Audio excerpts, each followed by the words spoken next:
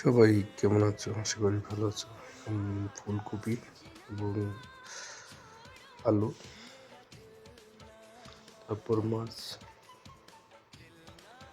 মাছগুলো ভাজি করে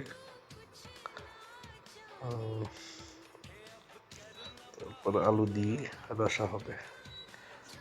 সবাই দেখবে ঠাকুমা কিভাবে বানাচ্ছে। রসুন, আদা, পেঁয়াজ একসাথে বেটে নেবে,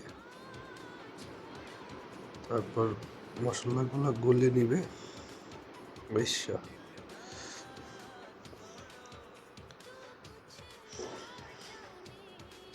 কিছুক্ষণের মধ্যেই ভালো করে কষাবে।